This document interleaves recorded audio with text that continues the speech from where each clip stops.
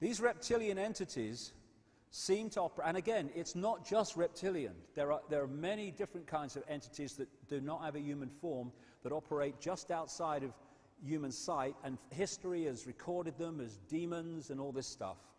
But the reptilian part of it seems to be very significant to the controlling systems on the planet today. And they operate just outside of visible light. Therefore, we don't see them in the normal course of events. That's just basically like a ghost. When you're looking at a ghostly figure, most of them don't look solid because they're operating just outside of your frequency. Just enough for you to perceive something, but not enough for them to appear to be have solidity.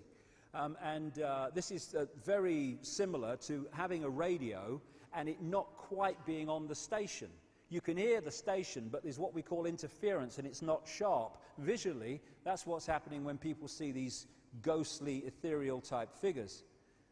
So shape-shifting is not the movement from a dense physical body to a dense physical body. It would appear from the endless research that I've done and people I've talked to all over the world and all the rest of it put together, my own experiences sometimes, that what we're looking at are these hybrid bloodlines. Because of the hybrid nature of the DNA, the software program, they have a vibrational sympathy with that which interbred with them.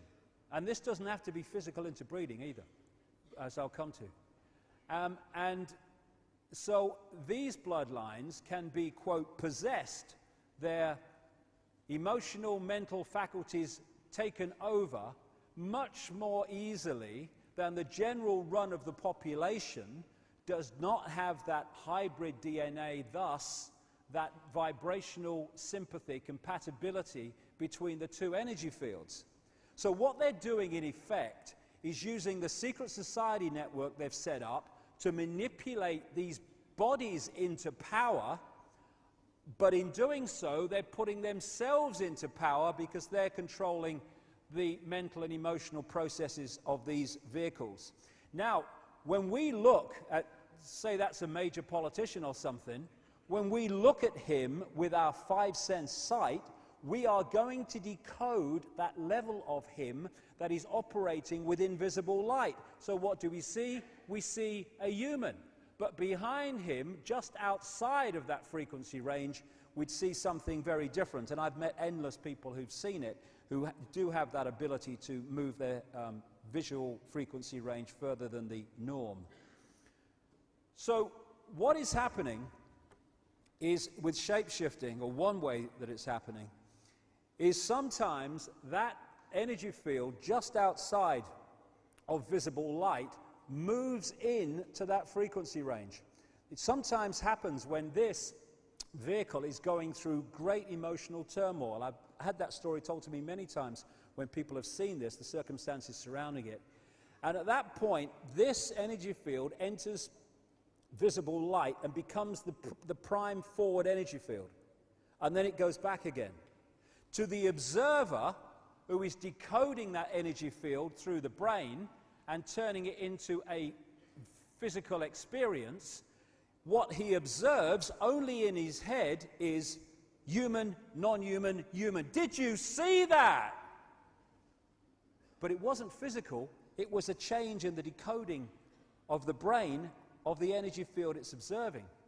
And this interbreeding can happen without coming into the physical, because these are energy fields, and these energy fields can send down genetic codes down into this reality.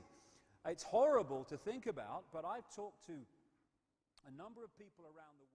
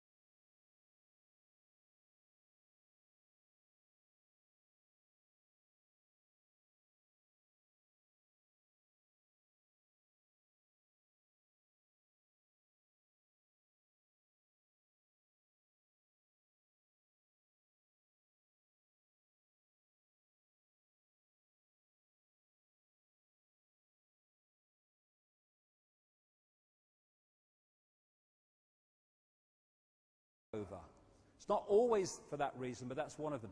So what we're looking at, I would suggest, but people make of it what they will, are fields where we decode the human one, but behind it is another one that looks anything but human. And someone sent me this picture. I don't know who it's of, but he's got very reptilian-type eyes. And a friend of mine has been working recently with someone who's been involved in a big iris scanning technological program. Not something I agree with, I have to say, iris scanning, but what he found, and he's into none of this stuff, what he found as these people looked very closely at 2,300 eyes, to their amazement, in his estimation, about 4% of the eyes they looked at were of reptilian type and appearance. All over the internet, people started talking about this now, and these pictures are circulating. And another thing that you find is a number of therapists have sent me pictures. This is a common theme. Therapists working with satanically abused people, trying to get their minds back after all this abuse, and sexually abused people that have been in these mind control projects. And it's a very consistent theme that when these people who've been victims of this, they use a lot of drawing to try to draw out their memories. Again and again, what they draw are people with reptilian eyes. These are actually drawn by a satanically abused person, and these were sent to me with their permission by their therapist. Again, Polanski, Roman Polanski, was talking from knowledge, shall I put it, when he made that film Rosemary's Baby in the 60s with Mia Farrow. And for anyone who doesn't know about that, if you can get hold of a copy, it's worth watching. Mia Farrow is pulled in unknowingly because they want her to interbreed with one of these non-human entities to give birth to a child of the bloodline. And this satanic group get hold of her, and they put her under mind control, and they, impregnate her and stuff. And towards the end of the film, when she starts to realize what's going on, she goes into this apartment where it all went on. Her memories start to come back, and she sees the baby she gave birth to in a non-conscious state, and you have a quick flash of it in the movie, and it's a reptilian baby with reptilian eyes. Well, Polanski should know, let's put it that way. All the way through history, you have this theme of possession and of fighting the snake or fighting the dragon and all the rest of it.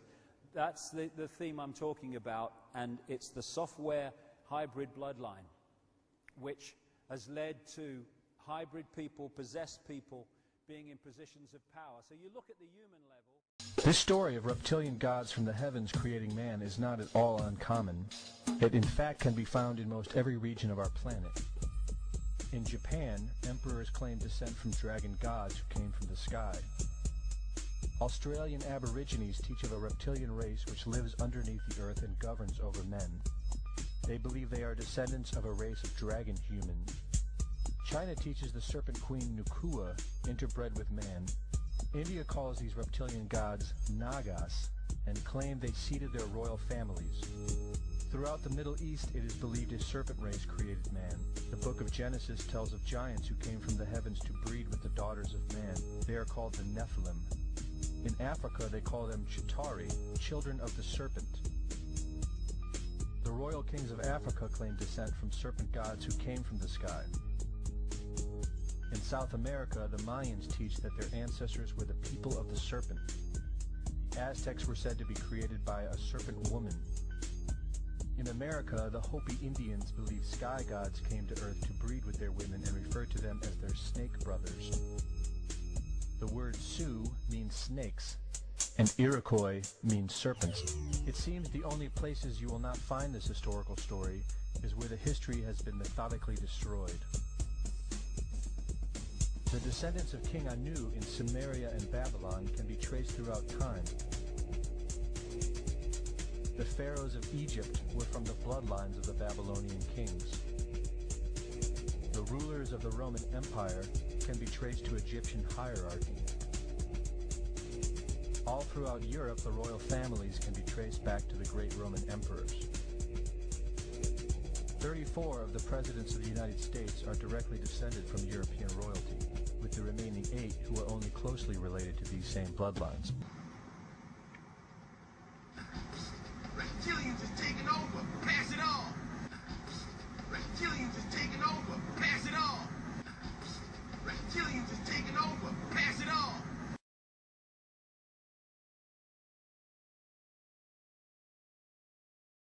Something like that. There is a creature who amazes me called Darth Maul. Darth Maul is a red and black being with a ring of small horns right round his head. That is exactly what the cheetah woolly look like. Some have got ordinary heads without any horns on their heads. These are the lesser cheetah wool. But the royal cheetah wool have got a ring of sharp horns all around their heads. And the very high cheetah wool, like their king, Mubaba Samahongo, they have got very long horns which grow this way. Not that way like a bull, but this way like certain antelopes. Now, I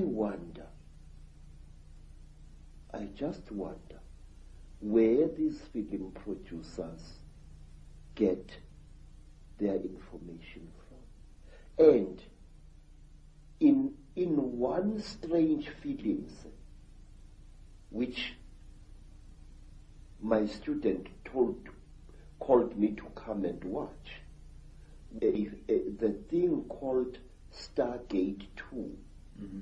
And in that films, there was a creature, a very slimy, cream-colored creature with heavy wrinkles on its face. It was a spitting likeness of Mubaba Samahongo, the terrible emperor of the cheetah wool. Well, clearly there's a tremendous amount of knowledge of what's been going on and what is going on, which comes out symbolically through films and areas of communication like Hollywood.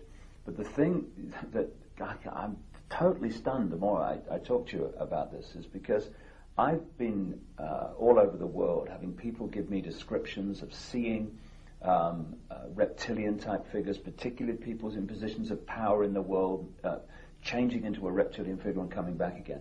And what they describe seeing is exactly what the knowledge of ancient Africa talks about seeing. We're talking about the same people there, which is an astonishing confirmation. And the eyes is something that keeps coming up being described. Tell me about